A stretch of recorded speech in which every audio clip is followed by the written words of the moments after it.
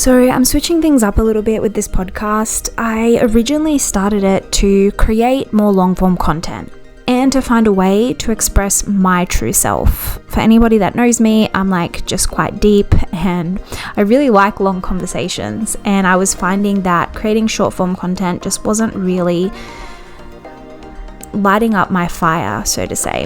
And so I have some really, really exciting things for this coming up for this podcast in 2023. I've got some amazing, incredible guests lined up. And it's just going to blow you away, like the conversations we're having. And I realize what I'm really craving is to create more community and more deep conversations. So that's what this is about.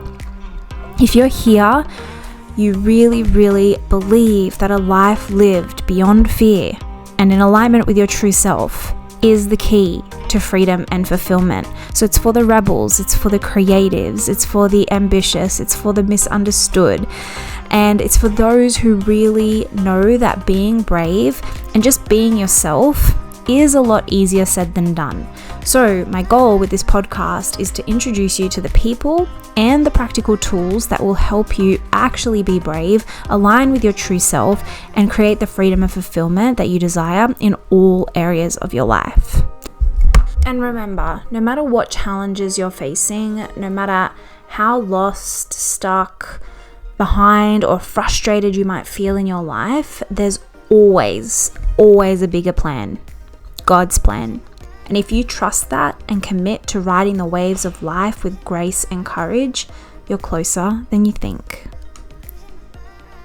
Today's guest is a leadership and liberation mentor.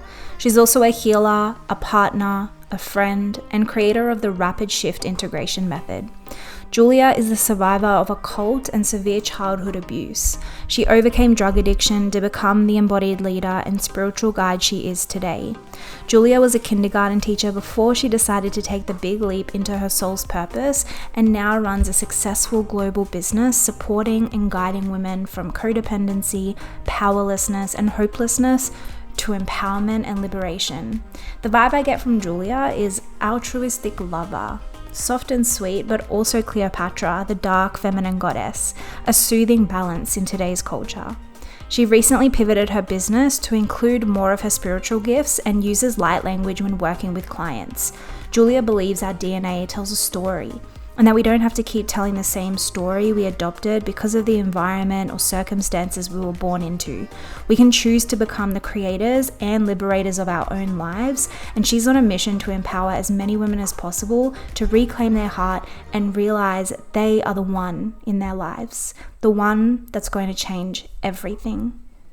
Okay, so I guess the first question I want to ask you, Julia, is just where it all started for you. Take us back to little Julia, take us back to the very beginning. If you want, I would love to hear just about your story and how everything kind of unfolded for you. Yeah, of course. Oh man, it's a lot to try to pick out what are the most important pieces. But I grew up in Palo Alto, California, which is a pretty affluent area. And in the 90s, it was like the dot-com boom. That's around the time I Mm, was growing up. I was born in 85. So interesting sort of area of the globe to be living in at that particular time. yes. Oh my God, just a quick thing. Did you watch Yeah, the Tommy Lee and Pamela I documentary? did. Was Yeah. that kind of the area that you were in? No, I believe he was in more like LA. Oh, So I okay. that's a little I bit just that different. just came to mind straight It's away. okay. Yeah, yeah. No, that's LA area, but so Palo Alto is like you know, this is where like Apple and Google Oh, were like okay. created, and like Yes. Facebook was created in my Cool. hometown, Oh, and like wow. there's like really like the kind of digital Cool. um age, like Hmm. it was very Like very a Silicon mental. Valley back in the 90s. Yeah, yeah, yeah. So Mhm. very very mental, very like progressive in some ways, right? And yeah, it's a very like affluent area that I grew up in, so I did have some privilege in that regard. um Mhm. but I also, so my family was involved in a spiritual cult. And so I had that influence going on, which was Mm-hmm. less visible from the outside because we were more integrated into the society. It's not like we lived on like a compound or anything, but that was Mm. going on. And then also there was a lot of abuse going on in my home. So, particularly with my father, who was sexually abusive. And then also my mother was very, just emotionally and mentally sort of um, troubled and that sort of thing. So Yeah. obviously it was like, it was really difficult. It was also a little bit confusing, right? Because I kept getting the reflection of like, well, you live this like privileged life and your family seems wonderful and all this stuff. And so it took me quite a lot of years to kind of just unpack all of that and really separate all of those narratives out to find out what really happened and how it impacted me. But that process was catalyzed for me really through a lot of difficulty. I was a powerful, bright, and shiny kid. Like, I liked to get up on tables and sing and dance. And like, I was that kid. I had a Yeah. lot of light and a lot of fire. But, with everything that happened, like, eventually I fell into some really dark places and I coped through things like eating disorders and self-harm and drugs and alcohol. And so what Yeah. really happened that sort of started me on this path, as I see it today, of uh, you know, healing, transformation, and awakening, was that I ended up getting clean and sober when I was 23, and this was after It's being in and amazing. out of. Congratulations. Thank you. Yeah, actually on Valentine's Day, it will be 14 years since Wow. that time. I'm That's 37 now, amazing. so yeah, and it was so so so pivotal in my journey. It was like, okay, here we are at this crossroads. Like, what I am doing is not working. And I actually, to be perfectly just transparent, at the time, I was a heroin addict. That's why it was so bad. I was also a type 1 diabetic and a bulimic. So, and I had been already in and out of treatment centers for my eating disorders and things like this. So it was like, it was at a point where it was very dire. It wasn't Yeah. like I didn't have the luxury of just being like, maybe I'll address this one day. It was like, well, actually, It you was can like address it do or die. now. Mm. Yeah, it was do or die. It Yeah. was do or die. It was like, you got to really choose. And I had also had multiple suicide attempts at that point in time. So I Mm. really see that as the moment in which I chose to commit to life. And committing to life meant committing to Mm. healing. It meant committing Yes. to, maybe there's a reality where things are different, and I'm Mm. going to do everything that I can to show up day after day and see if I can meet that reality. I'm going to move towards that. Yes. And it was really hard in the beginning. It was a lot of struggle, of just like working crappy paying jobs and getting around on a Mm. bus and getting to meetings and not having any money. And but I was really dedicated. And so eventually, through the process of recovery, I also went to therapy and got a lot of help to sort of unravel a lot of what was there for me, did a lot of inner child work and things like that. And I had a lot of catalyzing relationship situations that further sort of propelled me into healing and also Mhm. awakening, right? Yeah. Because awakening, in my opinion, is kind of what's on the other side of healing if you keep going, Yeah. right? That's So true. concurrently with this sort of healing, you know, process I was going through, I was also experiencing a lot of spiritual awakening and reconnection with myself and my body and the world around me, learning how to do relationships in a different way, learning how to do life in Yeah. a different way. And I started a coaching business. It would have been back in 2015. So I've been doing this a while. And in the Mm. beginning, I was working with people who, had issues really similar to mine. And it was more of a focus of inner child work, recovering from trauma. Then I moved more to a relationship focus. Mm-hmm. And then more recently, as you've seen, like, my work has sort of pivoted again, but it's not an abandonment of all of those things. It's just an evolution and an Yeah. expansion on some Yeah. of those things. And then we'll talk more about what I do now, I'm sure, a little bit Yes. later. But that's I That's love my the journey journey in a and just nutshell. witnessing you. Like, I love watching growth. Like, it's just so, Mm. it's healing in itself. Um, Mhm. but I just want to just go back to where you said, before you truly awaken, there's like the healing process. And I think a lot of people can relate to that because there's the quote unquote spiritual traps that we fall into. And I noticed, Mm. and I can relate to a lot of what you said. And like, when you start learning about healthy relationship dynamics and all of this, and when I like in my own journey also, um, I had a lot of relationships that were like catalysts for my next Yeah. awakening, so to Yeah. say.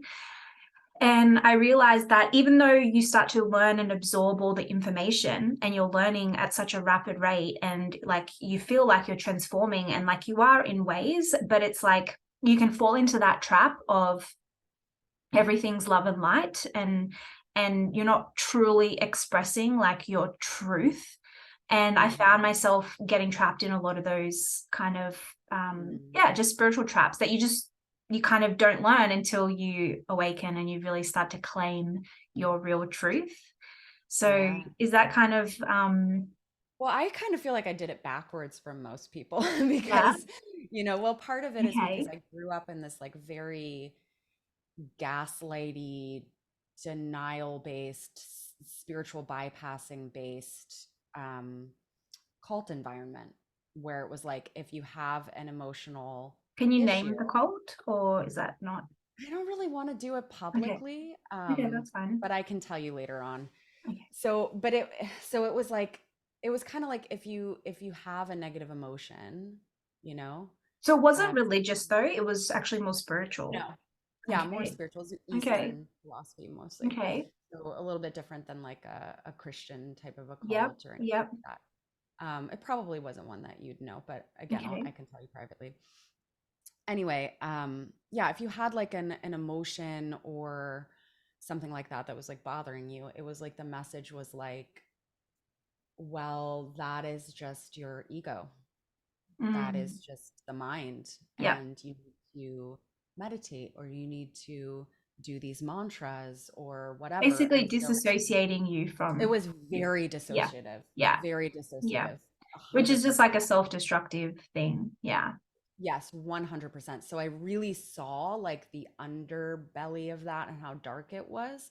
So like Did you always kind of see it? Like, I feel like I saw it and felt it, yes, always. But yeah, because everyone around you when you're a kid is like, well, this is normal. Like God's house normalize and it. this is normal. And yeah, well, even more than that, it was like, well, we're actually special. We're this amazing, Ah, like, yes. Yeah. chosen family that gets to like Yes. have this experience, and you're so Gosh. Yeah. lucky and Yeah. it's so Yeah. incredible, like we're not like other families, and what Yeah. a blessing that you get to, I mean, anyone who's grown up in a cult kind of knows this one. It's like you're God's favorites type of a Yeah. thing. Okay. Yeah.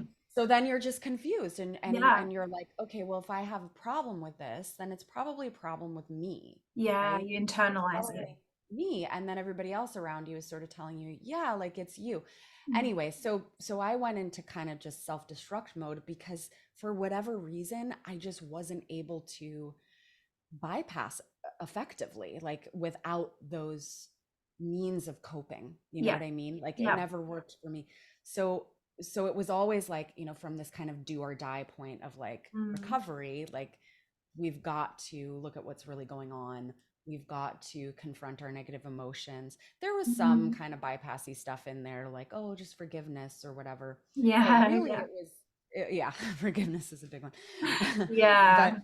but but really, it was a lot of the deeper transformational work that I did emotionally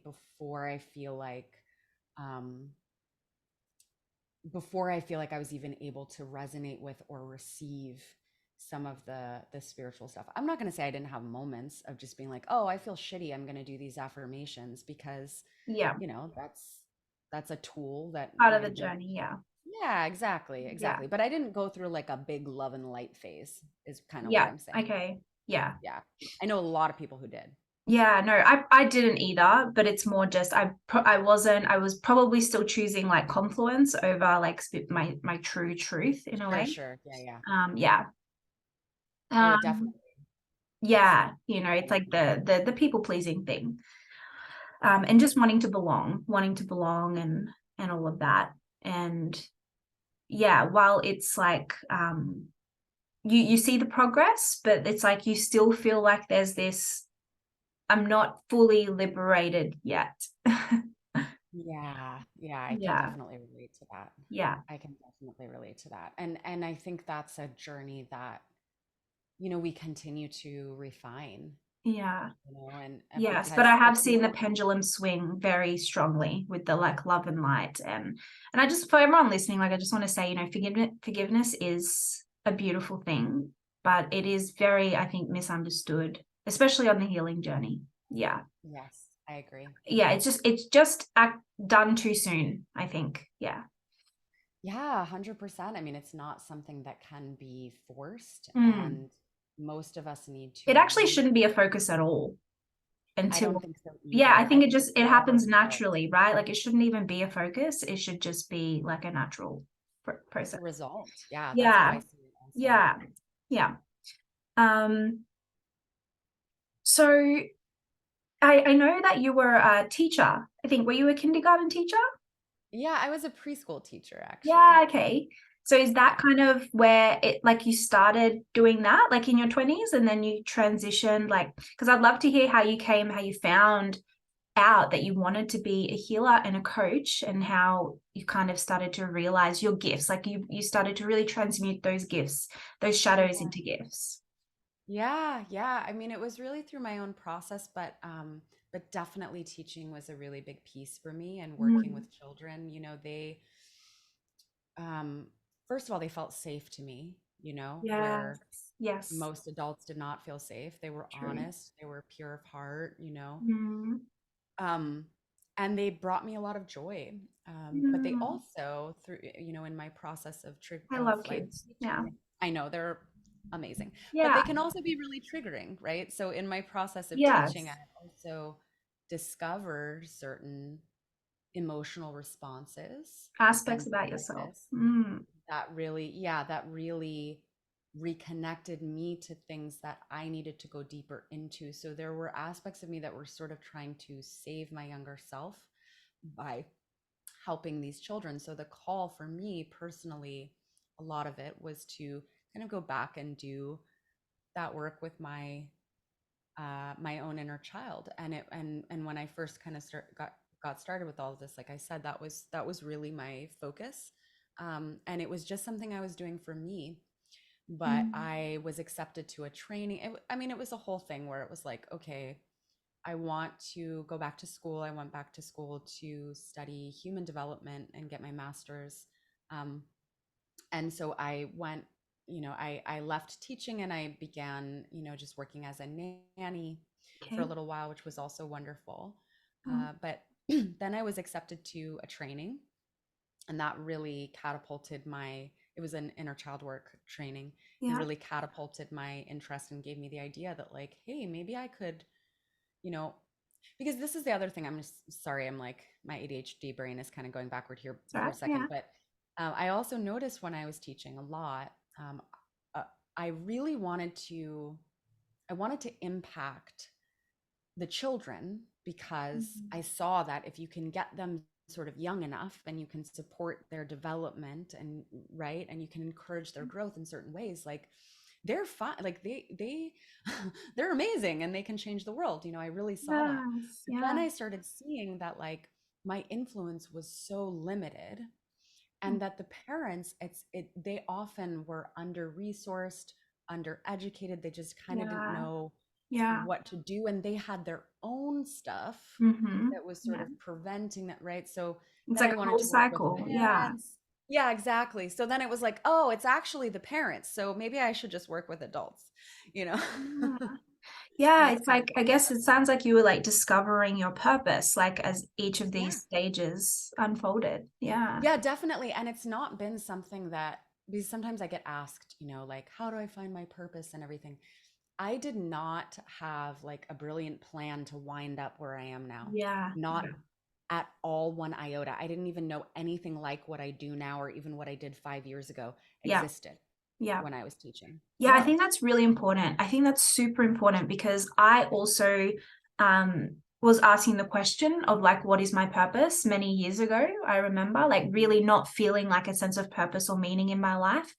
And I think that question actually keeps us more stuck instead of Yeah. really committing to life, like you said, and in our experiences and just diving headfirst into like these experiences and maybe just not fully floating around, but really following that joy and like what kind of brings you Right. joy. Like you said, you're like, children bring me Yes. joy. And then like it just kind of it keeps going until yeah, and if you fully commit and fully give yourself to those experiences, like your purpose will come. It just will. Like it's That's been my how the experience. universe is designed. It's how life is designed. So yeah, I think that's important because I know there's a lot of yeah, confusion and just like a sense of, well, I know in my life I felt very I guess I felt lost in a way, even though I knew I was on the right path, but it's like you just maybe it was impatience more, like you're just impatient, like you're like, what is my purpose? Like I just want it now.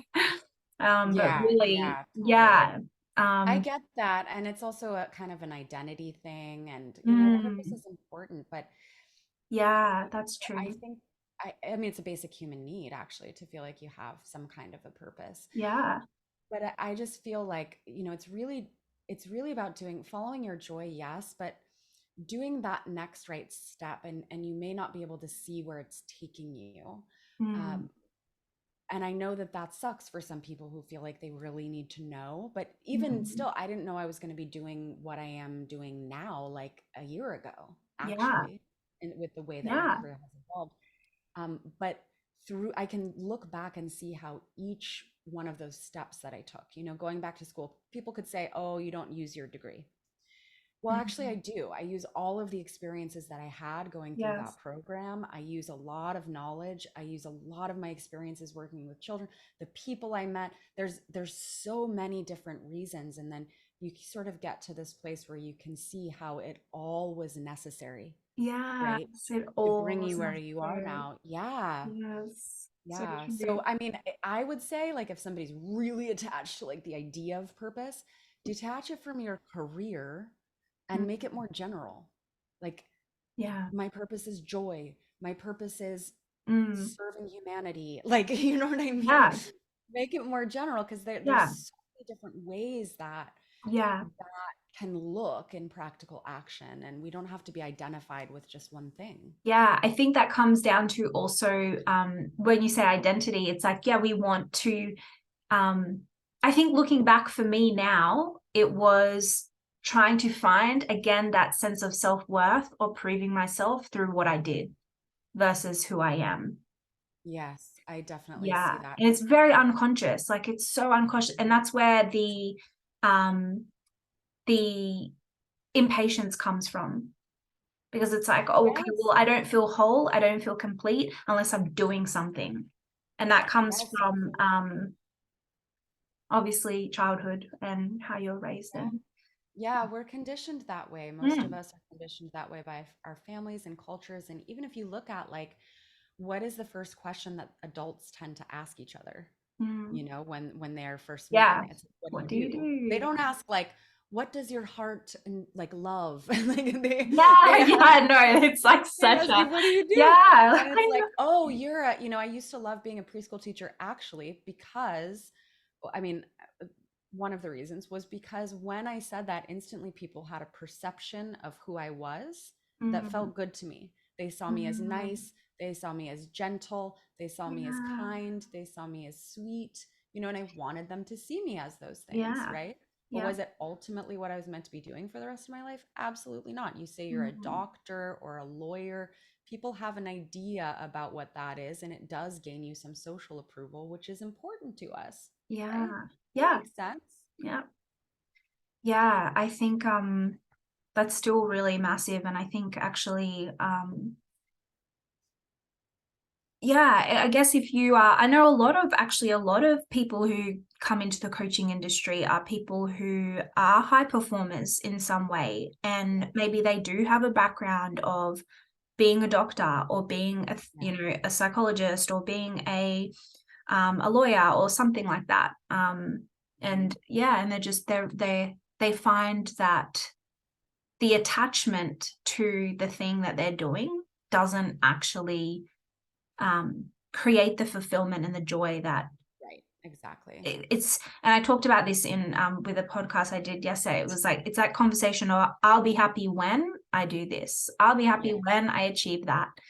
So yeah, I think huge part of my journey too, even as an entrepreneur and even as a coach, is like, was really disidentifying like my joy and my gifts from this idea of like, okay, this gives me a sense of self-worth, or like I should be achieving this in order to claim just claim my purpose in a way.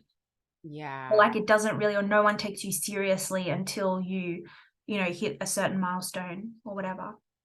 And Mm, really detaching that before, because I think, yeah, I see it all the time, like people are still very attached to the numbers and the things. And while they do matter, I think the more we can detach from it meaning something about us, actually, the definitely. faster it will come. So, Oh, definitely. Yeah. And also, it's mm, like, even if it does come very quickly, I want to have the type of relationship with myself and the purpose work that I'm doing where even if I lost that income or status from hitting those numbers or whatever, mm, I would still be okay with myself. Like, I yeah, don't want that to run me. yeah. Yeah.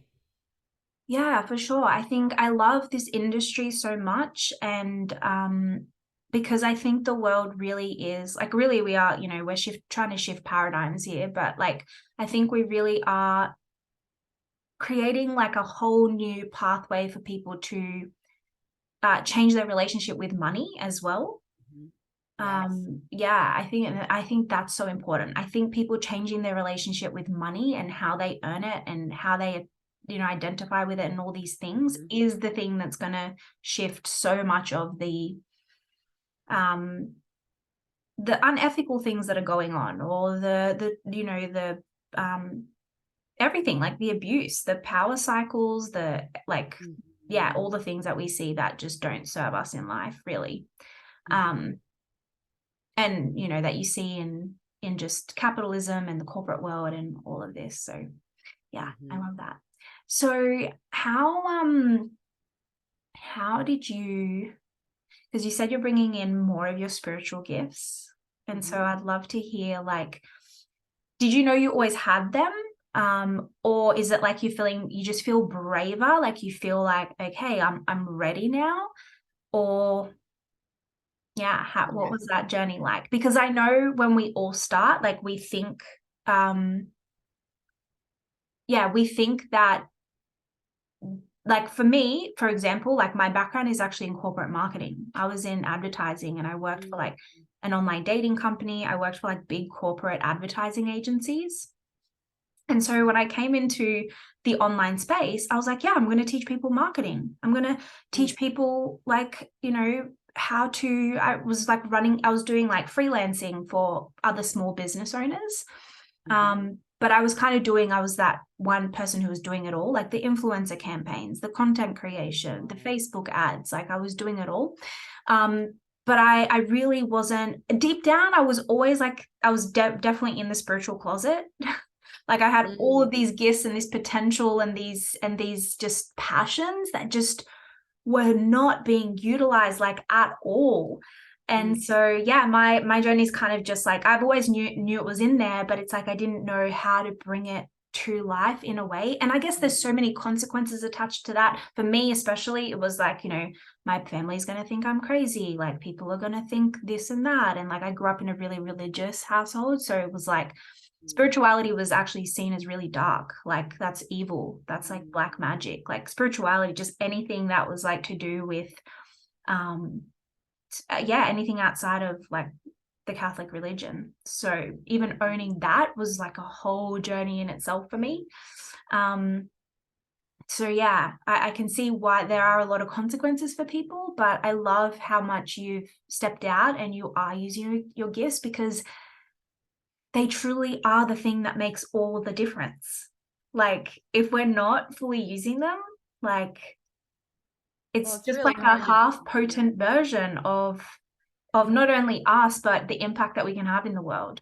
Exactly, yeah. Mm. And also we're not going to feel the joy that we could feel if we're being Yes. Yeah. whole selves because, awakening is a process of becoming. And I speak about DNA activation more now and specialize in that, but that's really what's happening when we're Yeah. awakening it, when these gifts are kind of coming online, it's like there are literally light strands Mm. in our DNA waking up, coming online, and we are remembering who we are. It's not a process of becoming something else, it's a Yeah. process of things becoming more known to us. And if we try to hold that process back, it can get really painful, and I certainly Yeah. understand, the reasons why. It's really interesting. It feels like we almost had like opposite experiences, but similar Mm. blocks, you know what I mean? Because it was like, Yes. for me, it was like, I don't want to be a spiritual bypasser. Like, I don't want to be seen as someone who doesn't understand trauma or Mm. emotion, or I don't want to be seen in all those kinds of ways. And so I really did sort of resist that calling for a while, Yeah. but I Yes. had many people always telling me, like, especially I always had like people who were into stuff like that around me, and a lot of Mhm. my friends are really psychic and stuff, and they would be like, you're so psychic, Julia, like, why are you not doing this? Or I would say or do Mhm. something, and they would be like, you are um extremely multidimensional, and why are you not doing this? Do you And know I what would your just be human like, design is? I'm a generator, actually, Okay. 5-1. Yeah. Yeah, yeah. I thought you might be a So Manny Gen like me because I'm also, yeah, really multi-passionate. Yeah. okay, yeah. No, no generator, but I am Yeah. multi-passionate, I would say, for sure. Yeah. Yeah. I mean, I think a lot of people are. I'm a Gene Keys guide, and Gene Keys is all Okay. about DNA. Yes, So yes, it's yeah. all There's a lot about of overlap there. activating the higher frequencies. And so I think it's something that it is like, it's not very mainstream, but when you're trying to change your life, when you're trying to transcend a lot of the patterns that you've been either raised in or generational traumas and all of these things, like I think DNA is super, super important. Yes. And it's funny, I was actually drawn to a book so many years ago by Deepak Chopra. It was called Super Genes or something like that. I can't remember the Okay. exact name, but it was all about genes and DNA Uh-huh. and how you can change it. And I had no idea why I Yeah. was drawn to that book back then. No idea. Now It it was makes so sense. intense, and it was really even hard to read because of the terminology. Mm, But basically the underlying message was like, you can change your genes, you can change your DNA. mm-hmm. And yes, it's a remembering, but you can also change the way that your frequency in your body is doing Oh, through 100%. Yeah. activations, and yeah, and through transmuting those shadow frequencies. So I love that. Yeah, and Yeah. that's what a big part of what I do as well. It's really a lot of clearing involved, and then Yeah. there's activating of new frequencies. But it took Yeah. a while to start being able to bring that forward more publicly. And I do recommend, like, just for anybody who's listening, like, it's okay to take baby steps. Like, it's Mm. okay to talk about it inside of a small private group, like if that's what feels safe for you, to put out just a little bit here or there or whatever, because that's kind of what I did. Was I started to mix it in and started to offer this here or this over there, sort of on the side, like, and it just reached a point more recently where it was like, this is actually all I want to do. Like, Mm. this is who I am. This Yeah. is kind of all I want to do Yeah. now. um and I got support for that, right? Yeah. Like, because the thing is, these kinds of this is I learned about a lot about this when I was studying behavioral sciences, and also working for years on relationship dynamics and social dynamics and things like this. Like, we are creatures who are wired to need social approval. So we're going Mm. to go through a Yes. process where we're going to, like, we're gonna be Yeah. freaked out. We're going to be scared about so and so's judgment over here, or our mom or whoever like rejecting us, and then, there are many other layers to this too. We could also have like witch wounds from past lives and things like this, Yes. which I work with people. But a lot of it too is Mhm. just like I need social approval and I need to feel safe Yeah. socially. Yeah. So having other people in your environment Yeah. that can see you, reflect back to you, your power, and really hold you through that and say like, you know what? Even if they say that, even if that's what happens, like Yeah. I've got you. That's a Yeah. big piece. At least it was for me. I'm so glad you touched on that because community is everything. Like it Hmm. really is. Like if you are, whoever is around you is either going to enhance your, I don't know, like your sense of self, your happiness, your joy, or it's going to detract from it, or it's going to take you away more from your true self. And I'm so grateful for just the internet, honestly, because like Yeah. if it wasn't for some of the online communities that I've been a part of that have really aided in my growth, like not just spiritually, but professionally and Yes. everything, like I really don't know where I'd be. Not in a very good Yes. place, probably. Yes, yes. And Um, mentorship too. I can't say enough about having a great Yes, mentor who 100%. really sees you and sees the gifts and Yes. like is gonna call you forward. Mentorship and community, but like even Mhm. before the mentorship, if you're not in, you can have a great mentor, but be in the wrong communities. And I think so the more, Mhm. and Oh, it's okay yes. to change. It's okay to like the communities that I started off with when I was, starting to break free from the matrix, so to say, were great and they're really empathic and really supportive. But then I eventually just not outgrew them, but I just didn't um, feel like I belonged so much anymore. So then I went, Yeah. and found other communities, and it's like, you have that freedom and you have those resources available to you, and like the more that you tap in, the more it's going to really serve you. Yes. Yeah, 100%.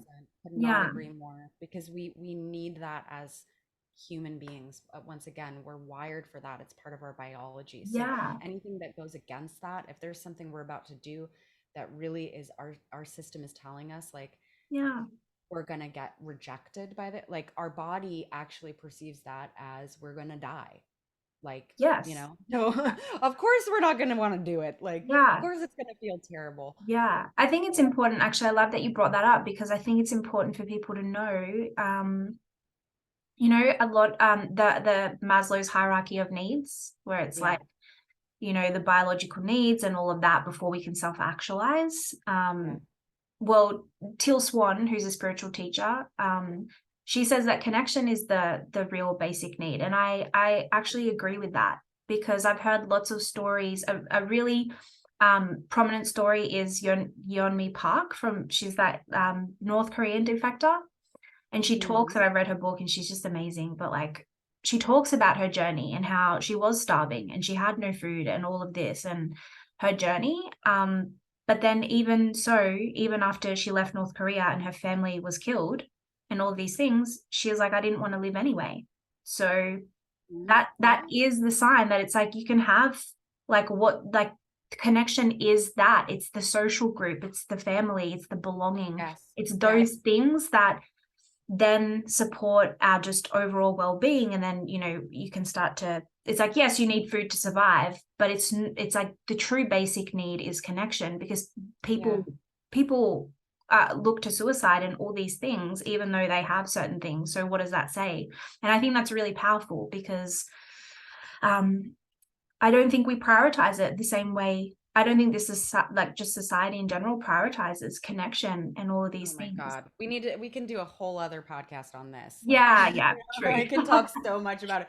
But actually, the training that I went to in 2015 was with Teal, and I've known Okay, her ever since. She's actually amazing. a friend of mine at this point. Oh, But wow. I could not agree more, And if Yeah, you look at my life and even the story that I just told, yeah, I mean, I was willfully denying myself food or yeah, insulin, even, or yeah, whatever. And this was all about those underlying connection needs. And I did yeah, discover that in my own process. And yeah, so I believe that 100%. And that's why I'm always stressing that when people are like, because in the coaching industry, you'll see this a lot where people are just like, well, you just need to stop caring what other people think. And I'm like, cool, where's that button? Because my biology doesn't seem to work that way. I know. I don't think it's Yeah, the I think answer.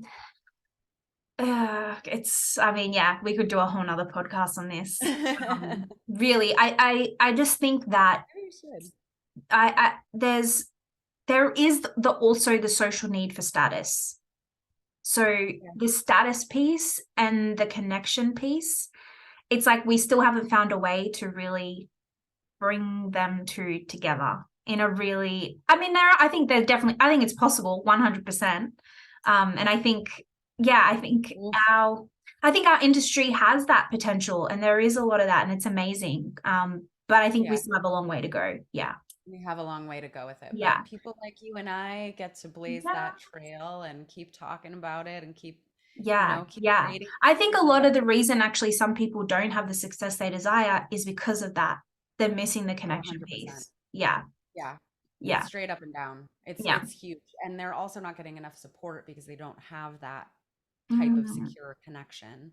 You Yeah. know, Yeah. I couldn't agree more. Yeah. And for anyone who's watching, it's like if you are in that place where you're like, I just don't feel like I belong, I don't feel like safe anywhere, or I don't feel like this, then you are probably that person who's supposed to create that new Mm, community. You are that person. People are supposed to belong with you. That's something that I had to really claim, yes. because while I love so many of the communities that I'm a part of, I'm like, there's still a lot of things that I want to bring to the table, and I had to really claim my own sense of like, yeah, I feel like I'm supposed to create my own community and lead the Yes. tribe in that sense.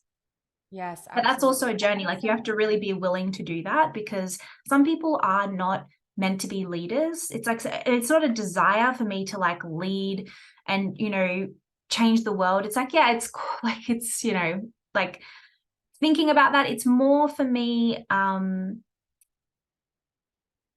Yeah, some of us just have a desire to have deeper meaning and purpose, be recognized for our gifts, but it's not so much about leadership, if that makes Mhm. sense. It's more Oh, about it just makes perfect being sense. Yeah. truly, yeah, being truly seen, being truly recognized, and then Well, doing your magic and your work and bringing your true self to the table. Yeah. yeah, 100%. I mean, I've learned this about people too, and really have gone through my own journey of owning my own role innately as a leader. Like, I Mm, feel some people are really just, yes. whether it's your genes, your DNA, whatever it Yeah, is, like we're like all that's leaders of where our it own is. life in some way, for 100%. sure. Yes. Yeah. Yeah. But not everybody is meant to lead communities Yes. in the way that you or I are sort of Yes. called to. I Yes. denied that about myself for so long because I was so Mm. afraid of what that meant. And a lot of people think Yeah. leaders don't get to have belonging, you know? Um, Mm. Yeah. and also, Yeah. we have so much resistance to authority and our ideas about what that means, or we might Yes. have resistance to the responsibility. We Yeah. can resist it for all kinds of reasons, but if you have that calling in your heart to be a leader, there's a freaking reason. Mm. Like if you step into a room and you're like, just innately want to be like, I'm in charge. Everybody listen to me. Like there's a reason for that. You know what Yeah, I mean? for sure. And Yeah. And I think you're leading. learning to trust that.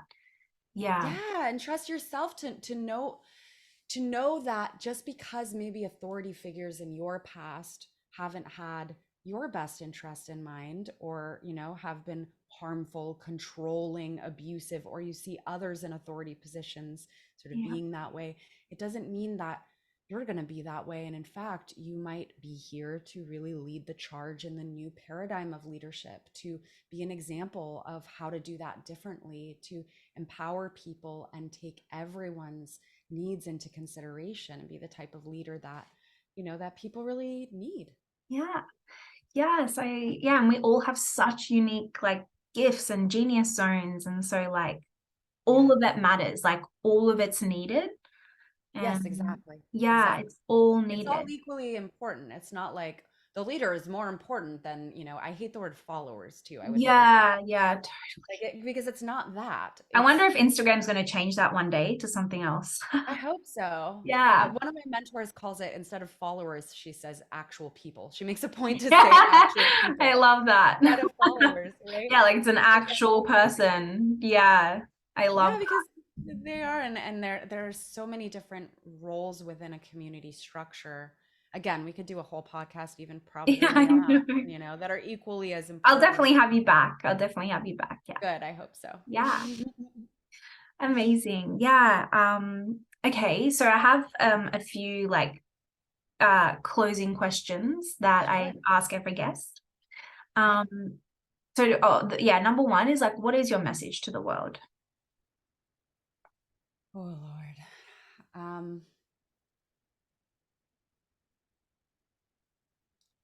Yeah, I mean, your power is limitless. Your purity is unquestionable. Mm. You can trust yourself to wield that power Yeah. for the good of humanity. Yes, I love that so much, Julia. Thank you. I Hmm. love that. You're welcome. Um, the second thing is, what is one piece of business advice that you had to learn the hard way as Ooh, a that I healer had to learn the coach? hard way. Not everyone is the right client for you. Mm, Not every person is meant to work with you, and you're not meant to work with every person. mm, And also get as clear on your boundaries as possible, as often as you need to revise them, because um, yeah, I think that's just been an area of struggle for me in the past, is really mm. like understanding, and it's constant refinement, but Yeah, understanding and communicating what I'm available for and what I'm not available for, and what role do I yeah, really want to play, yeah, and you get to choose, you know, you yeah, get to choose the energy that's on the other end of the exchange, and yeah. the way that you show up, the energy that you show up in. So, yeah. I love that. Amazing. Um, what's one piece of life advice that you want to leave behind in the world?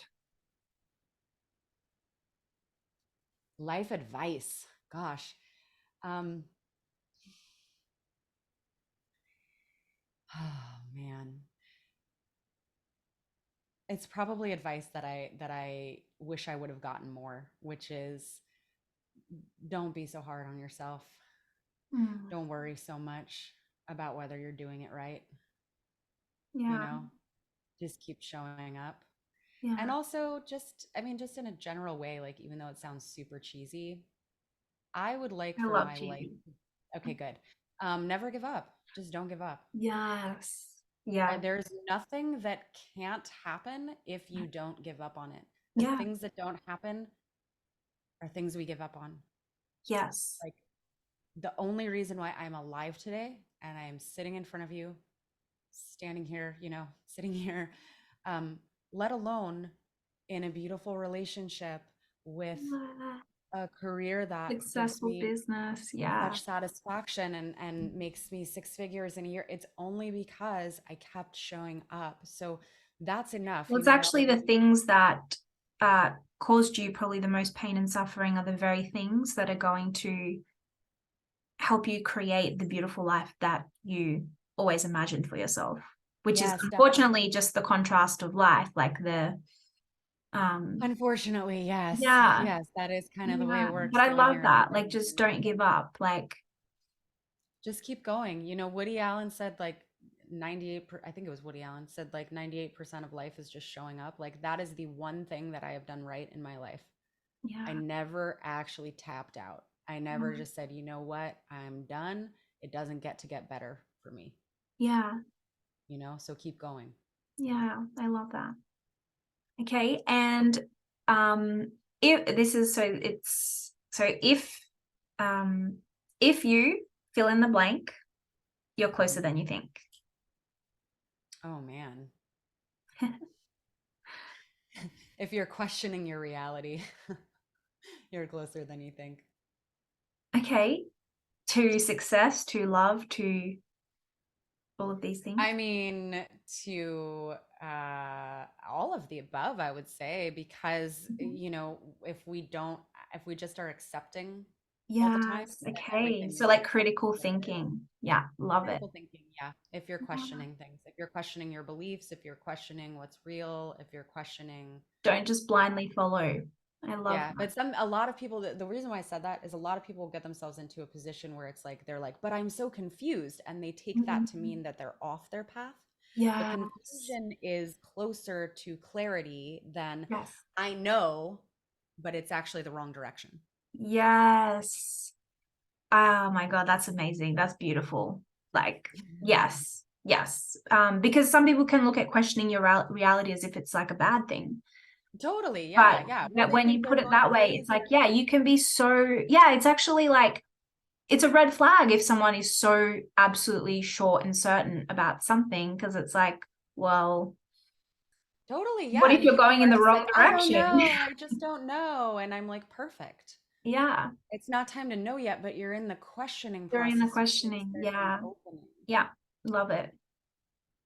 I love that. These are Amazing. good questions, by the way. I know, I made them Questions. myself. Like Yay. Thank you so much, Julia. It's been just such a pleasure. This that. Mm. conversation's been amazing. And yeah, you're just like a glowing goddess. And I'm just, yeah, it's amazing to have you. And I can't wait to have you back. So Thank you, Tanya. I can't wait to come back. We could talk for probably 8 more I minutes. know, we could talk all day. Thank you so much. Thank you.